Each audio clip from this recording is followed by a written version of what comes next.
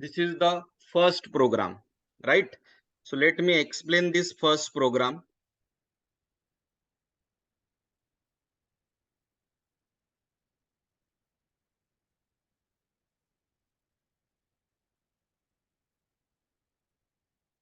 I will run it in online compiler. This is our online compiler. Let's see. So what we are doing is array examples. Okay. Void main. So this is the very simple example of array. So see here, data type is integer. Array name is marks. Okay. Array size is 5. See, this is the data type. This is array name. This is size, which is 5. Can you tell me what is the index position of 72? 0. Very good. 0. 95, 1. 1. 68, 2. 2. 83, 3. And 3. 88, 4. 4. What is this called? एक तो index बोलते हैं या फिर subscript. तो ध्यान देना, int ये डेटा टाइप है, मार्क्स एरे का नेम है, ये जो 5 दिख रहा है ये साइज ऑफ एरे है, और ये 0 1 2 3 4 जो लिखा है येलो कलर में ऊपर, ये इंडेक्स या फिर सबस्क्रिप्ट भी इन्हें बोला जाता है. इंडेक्स भी बोल सकते हैं आप, सबस्क्रिप्ट भी बोल सकते हैं, आपकी इच्छा, आपको क्या बोलना है. तो ठीक है. सो this is how array looks. Array के लिए जो ब्रैकेट यूज होते हैं वो होते हैं करली ब्रैकेट. अब हम लूप के लिए एक वेरिएबल लेते हैं. लूप के लिए जो वेरिएबल ले रहे हैं उसका नाम है आई. ऑनलाइन कंपाइलर में CLR SCR रिक्वायर्ड नहीं है. अभी अभी मैंने आपको दिखाया, जो हमारा लूप शुरू होता है वो शुरू होता है 0 से. क्यों? क्योंकि एरे में बाय डिफॉल्ट पहली वैल्यू 0 इंडेक्स पे ही रहती, 1 इंडेक्स पे देना अलाउड नहीं है. और लास्ट ये जो वैल्यू है ये क्या इंडेक्स पे है? क्या इंडेक्स पे लास्ट वैल्यू? 4. तो हम कहां से कहां जाएंगे? वी विल गो 0 फ्रॉम, से 4 तक. यस, 0 to 4 तक जाएंगे. ये जो 0 की बात कर रहा हूं मैं, ये है, और ये जो 4 की बात कर रहा हूं मैं, ये है. इसको इंडेक्स बोलते हैं. That's why for loop is going from 0 to 4. Now printf, output statement is printf. Integer value है इसलिए परसेंटेज डी. मैं क्या करता हूँ, एक वैल्यू प्रिंट होने के बाद 2 स्पेसेस छोड़ता हूँ, 1 स्पेस 2 स्पेस, ताकि दूर दूर दिखे, अच्छा दिखे, सिस्टमैटिक दिखे. ठीक है, लेट्स सी. तो परसेंटेज डी के जगह सबसे पहले प्रिंट होने वाली है आई की वैल्यू. ठीक है, परसेंटेज डी के जगह प्रिंट हो जाएगी आई की वैल्यू.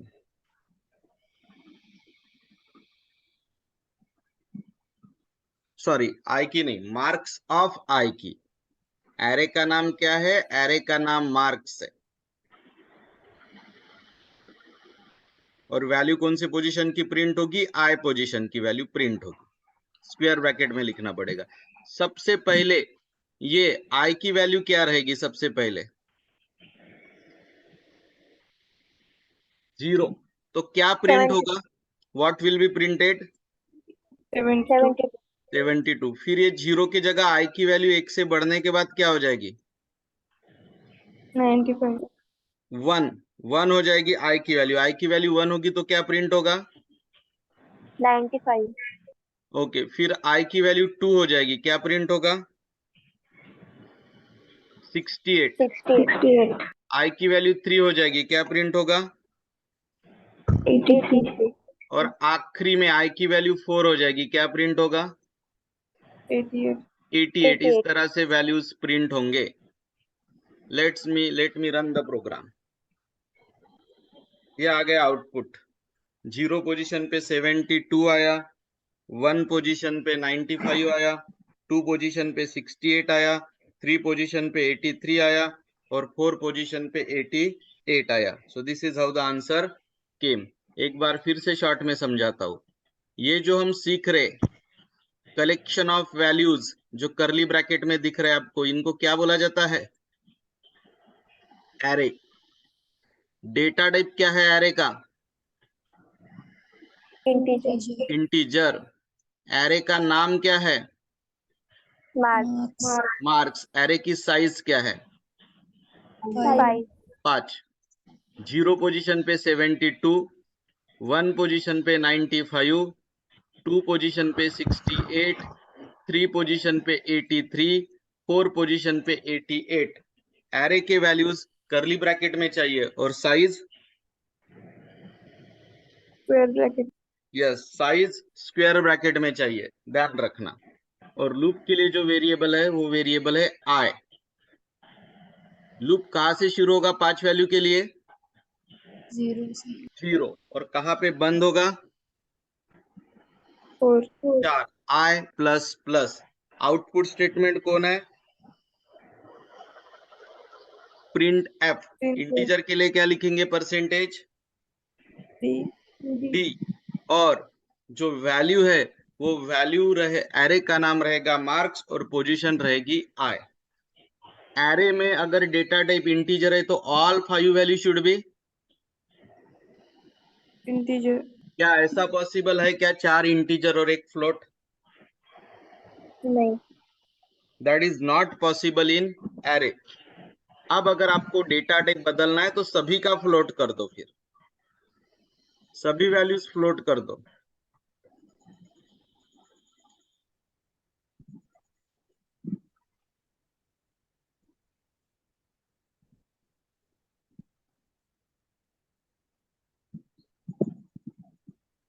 Like this. लेकिन ये आई इंटीजर ही रहेगा। और मुझे अगर 7 वैल्यू लेना है 7, तो 5 की जगह 7 कर देता हूं और इधर 2 और बढ़ जाएगा। अब टोटल इंडेक्स कहां से कहां जाने चाहिए? 0 टू 6 जाना चाहिए इंडेक्स। और फ्लोट है तो परसेंटेज डी के जगह परसेंटेज एफ। अब देखिए, पिछले प्रोग्राम में डेटा टाइप इंटीजर था, अब फ्लोट है। पिछले प्रोग्राम में नाम मार्क्स था, अभी भी मार्क्स है। पिछले प्रोग्राम में साइज 5 थी, अब 7 है। ये 0 इंडेक्स, ये 1 इंडेक्स, ये 2, 3, 4, 5, 6। लेकिन आई, ये जो इंडेक्स बता रहा, ये आपको इंटीजर ही लगेगा। लूप शुरू होगा 0 से और लूप कहां तक जाएगा? 6 तक। 7 वैल्यू है तो 6 तक। हर बार आई की वैल्यू 1 से बढ़ेगी। फ्लोट के लिए क्या लिखना पड़ेगा? परसेंटेज ऑफ यस, फ्लोट के लिए आप लिखेंगे परसेंटेज एफ। एरे का नाम क्या है? मार्क्स। एरे का नाम है मार्क्स। और ब्रैकेट में इंडेक्स लिखना पड़ता आई। ब्रैकेट में इंडेक्स लिखना पड़ता आई। जब ये जो आई इंडेक्स है ये 0 रहेगा तो क्या प्रिंट होगा? 72.1। 1 होगा तो 95.0। 2। 68. और सबसे आखिरी में जब 6 हो जाएगा तब 66.6। सबसे आखिरी में जब 6 हो जाएगा तब 66.6 ऐसा वो प्रिंट होगा। ठीक है,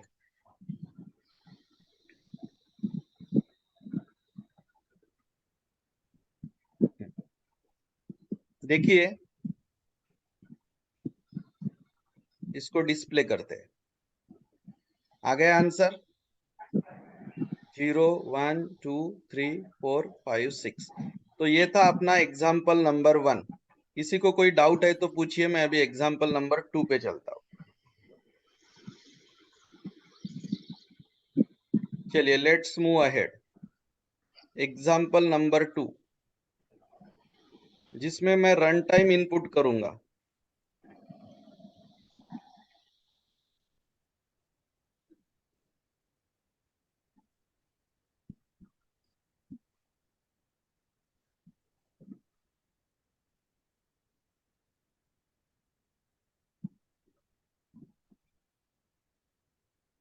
मैं जो इनपुट आउटपुट करूंगा वो रन टाइम में करूंगा।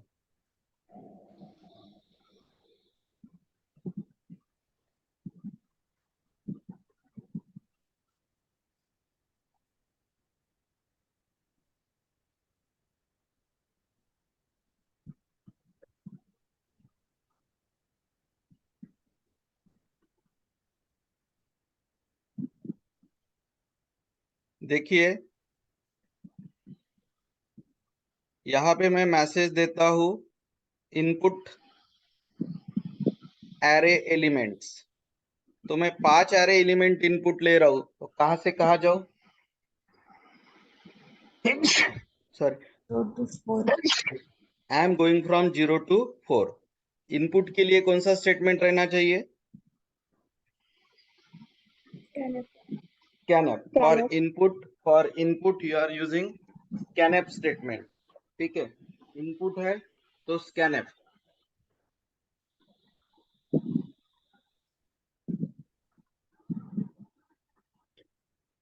इंटीजर है %d, एरे का नाम है नंबर, कौन सा साइन चाहिए इनपुट के वक्त?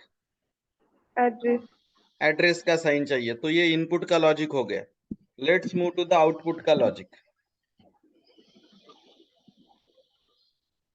अभी हम आउटपुट का लॉजिक देखते हैं।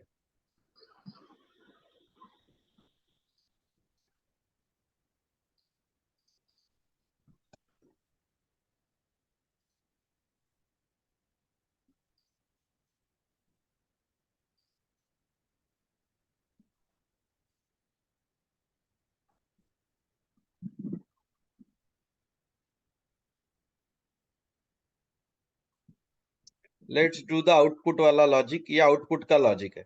देखो, इनपुट में भी 0 to 4, आउटपुट में भी 0 to 4, लेकिन जब इनपुट लेना था तब स्कैनफ था, जब इनपुट लेना था तब स्कैनफ था, और जब आउटपुट करना है तो Printf. यस, आउटपुट में प्रिंटफ हो गया। In output it is print F. और आउटपुट में ये आपको दूर दूर प्रिंट करना है तो ये 2 स्पेसेस छोड़ने पड़ेंगे। या नए लाइन पे जाना है तो /n लिखना पड़ेगा। ठीक है, और स्कैनफ में कौन सा साइन एक्स्ट्रा दिख रहा है आपको? Address. एड्रेस, जो प्रिंटफ में नहीं है। देखो यहाँ स्कैनफ इनपुट, प्रिंटफ ट्यूशन चालू आउटपुट। है। प्रिंटफ में ये दूर दूर ट्यूशन दिखने के लिए चालू है। स्पेसेस छोड़ने पड़ते। स्कैनफ में नॉट रिक्वायर्ड। स्कैनफ में एड्रेस का साइन रहता है, प्रिंटफ में एड्रेस का साइन नहीं रहता। ये इनपुट स्टेटमेंट है, ये आउटपुट स्टेटमेंट है, ध्यान रखना। चलिए इसको रन करता हूं। अब ये यूजर से वैल्यूज पूछेगा, मुझे 5 वैल्यू देना है।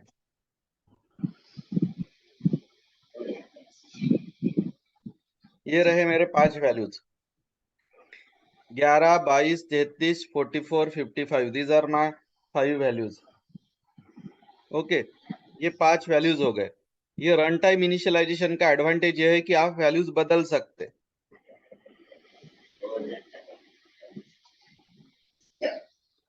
ये हो गए अपने 5 वैल्यूज। चलिए एक बार एक्सप्लेन करता हूँ, आगे जाता हूँ। तो ये एरे एग्जाम्पल है, मैं वैल्यू स्कैनफ से ले रहा हूँ, डायरेक्ट नहीं देके रखी है, तो इसको बोला जाता है रन टाइम इनपुट। ये रन टाइम इनपुट है। एरे का data type integer. What is the name of array? Number. Number. Array name is number and size 5। Size 5 यानी index where to where? 0 to 4 bar. 0 to 4। सबसे पहले printf में input array elements, input array elements. Loop कहां से कहा जाएगा? 0 to 4। Input लेना है तो स्कैनफ, इंटीजर है तो %d, यहाँ एड्रेस का साइन, एरे का नाम नंबर और इंडेक्स i। जब i की वैल्यू 0 रहेगी तो पहली वैल्यू इनपुट होगी, जब i की वैल्यू 1 होगी तो दूसरी वैल्यू इनपुट, 2 होगी तो तीसरी, 3 होगी तो चौथी, और 4 होगी तो पांचवी। इस तरह से वैल्यूज इनपुट हो जाएंगे। आउटपुट के वक्त फिर से वही लूप, सिर्फ इनपुट में स्कैनफ था, आउटपुट में प्रिंटफ है। आउटपुट में ऐसे स्पेसेस देना पड़ेगा प्रॉपर दिखने के लिए। न्यू लाइन पे जाना है तो /n देना पड़ेगा। स्कैनफ में एड्रेस का साइन आता है, प्रिंटफ में नहीं आता है। ओके, रन करके दिखा दिया है। चलो अपने नोट्स में से 2 प्रोग्राम हो गए। Let's move to the program number 3। अब मुझे क्या करना है, एरे में जितने भी एलिमेंट है उनका करना है सम और एवरेज। ठीक है, मैं पहले 5 एलिमेंट के लिए करके बताता हूं और फिर 10।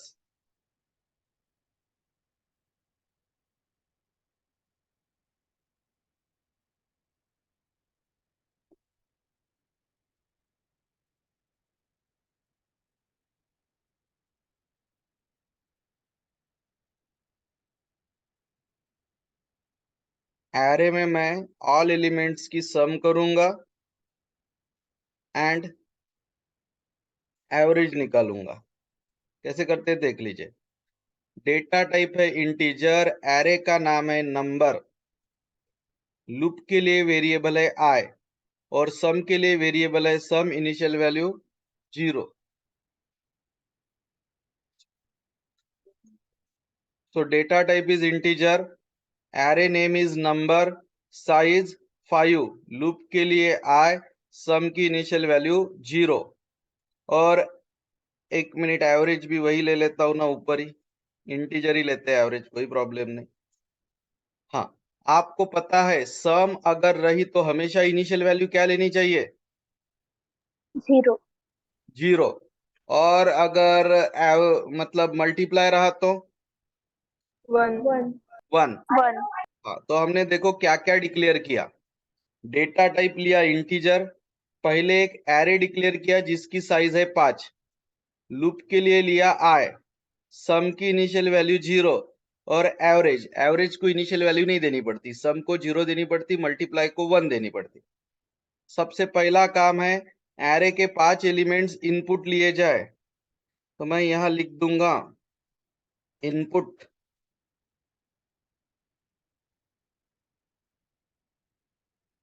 5 एलिमेंट्स ऑफ एन एरे, या डायरेक्ट लिखा इनपुट एलिमेंट्स ऑफ एरे तो भी चलता, कोई प्रॉब्लम नहीं।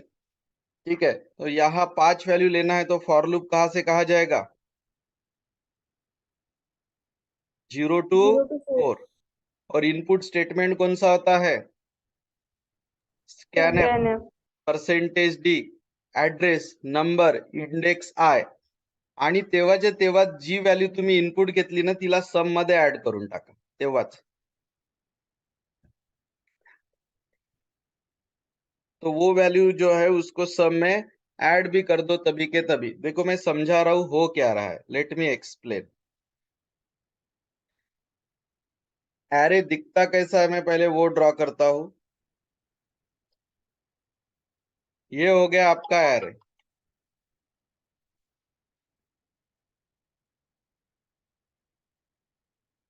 ये हो गया आपका एरे।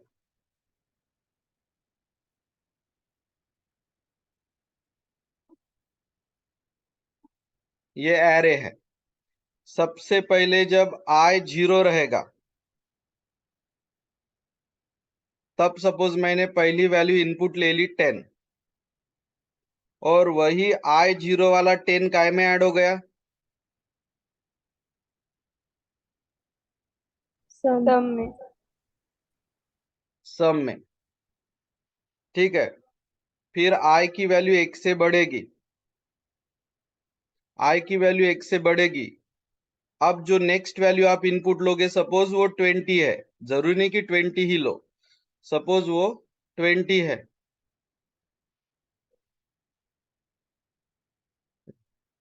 1 मिनट।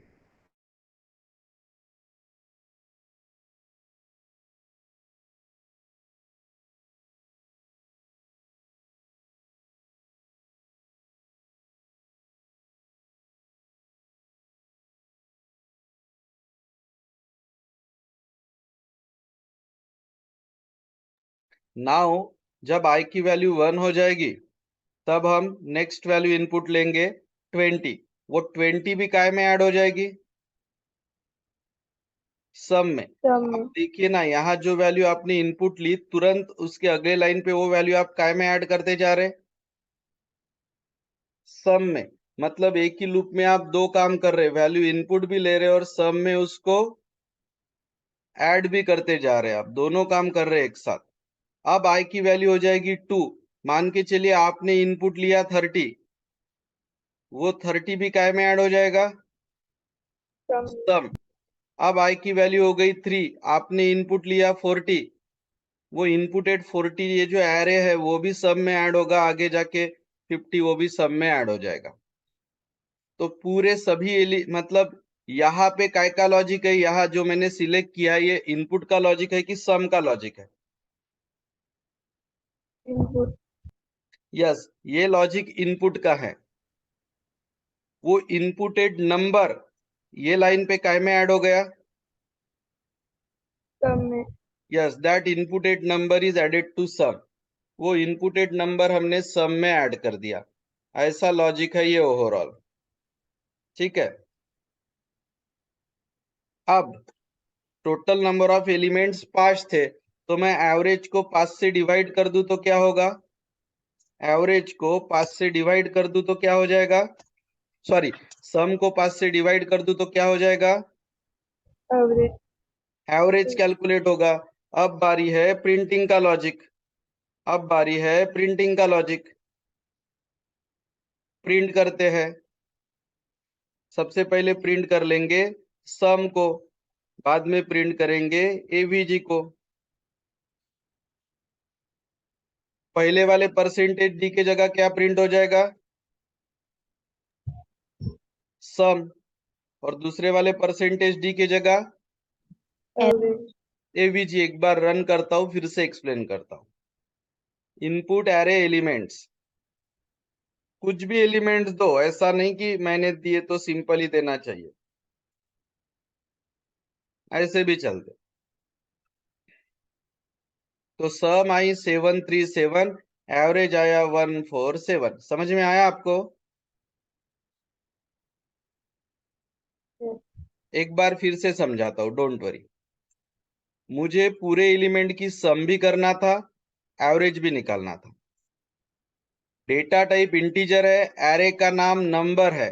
एरे की साइज दे देता हूं 10। क्या साइज दे दी है एरे की, अब साइज बढ़ा दी है मैंने, अब मैंने साइज कर दी है 10। तो कहां से कहा जाएगा इंडेक्स, 0 to 9। 0 to 9। लूप के लिए आई है, सम की इनिशियल वैल्यू हमेशा क्या रहेंगी, 0। 0। Yes, it will be always 0।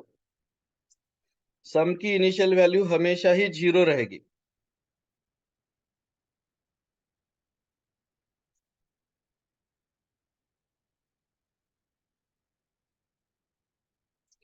और एवरेज को इनिशियल वैल्यू देने की जरूरत नहीं है। काय को इनिशियल वैल्यू देने की जरूरत नहीं है, एवरेज। यस। अब इनपुट एरे एलिमेंट 0 से कहां तक लेके चलू, 10 है तो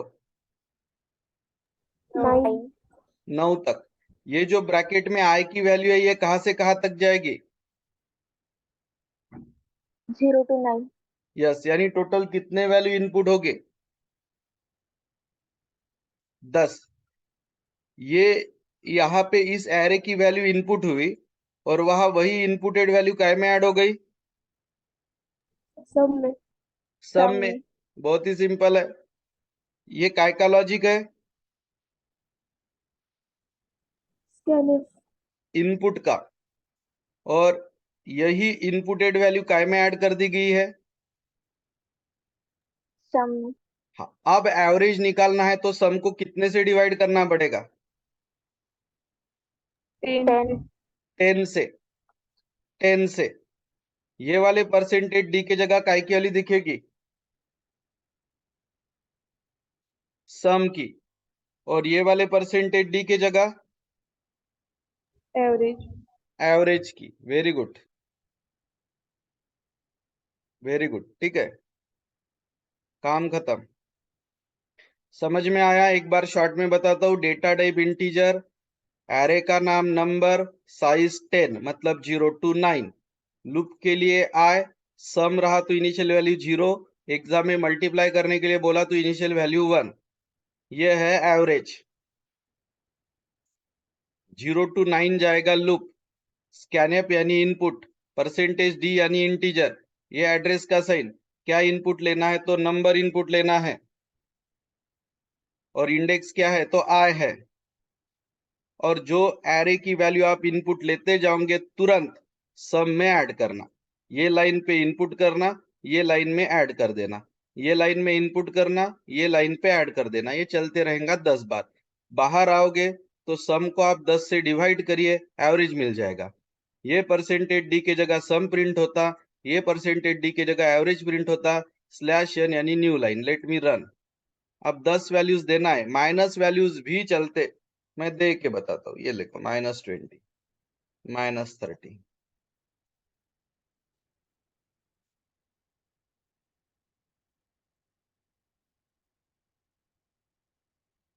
आ गया? ठीक है, तो ये भी हो गया खत्म। देखते देखते हमारे 3 प्रोग्राम हो गए। चलते हैं फोर्थ प्रोग्राम के तरफ।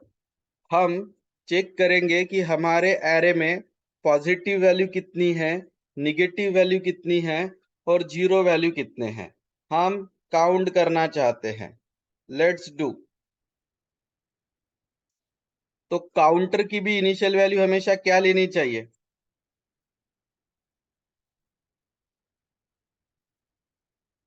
जीरो।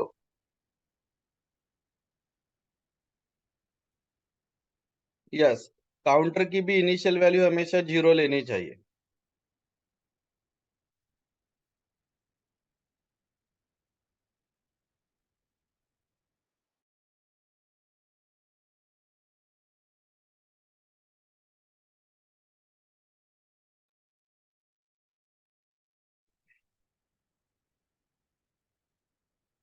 और इफ एल्स में, लूप में अगर एक ही सेंटेंस है तो क्या देने की जरूरत नहीं है?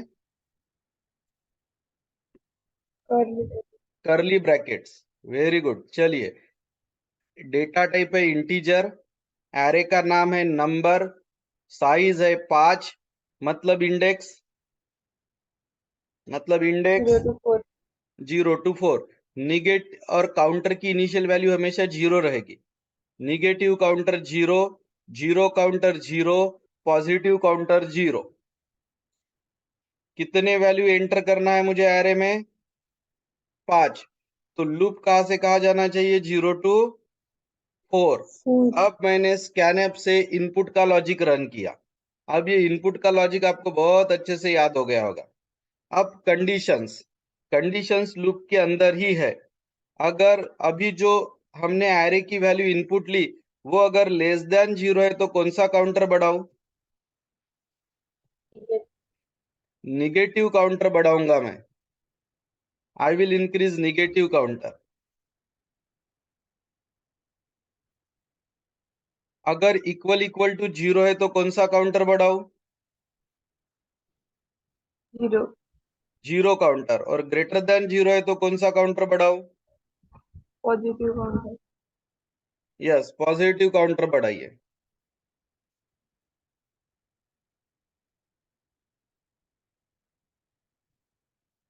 पॉजिटिव काउंटर बढ़ाइए।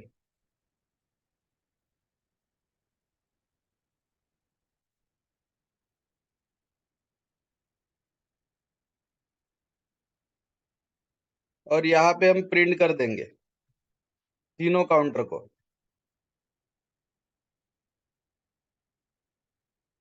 यहाँ निगेटिव काउंटर प्रिंट करता हूं,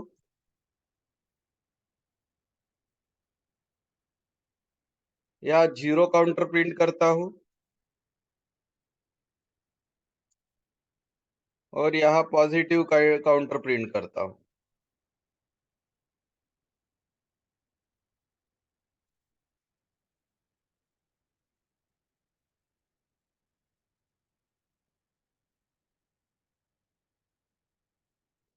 चलिए एक बार रन करता हूं and then I will explain. 2.5 minute के बाद रिकनेक्ट होना है।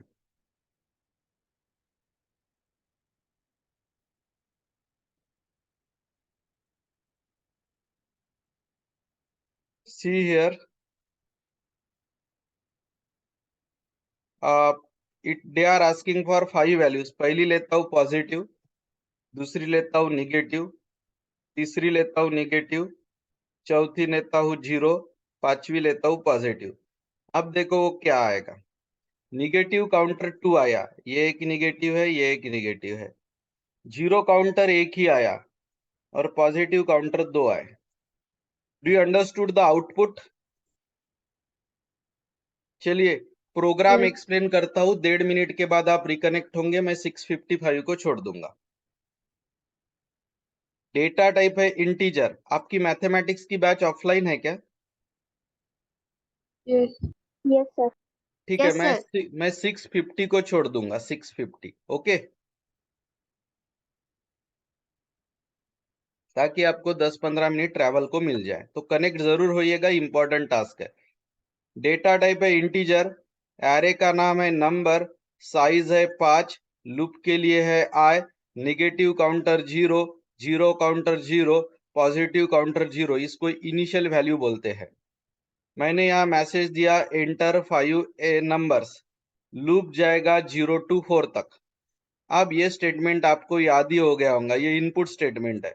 सबसे पहली वैल्यू जो आप इनपुट लोगे वो वैल्यू ये रहेगी, ये रहेगी।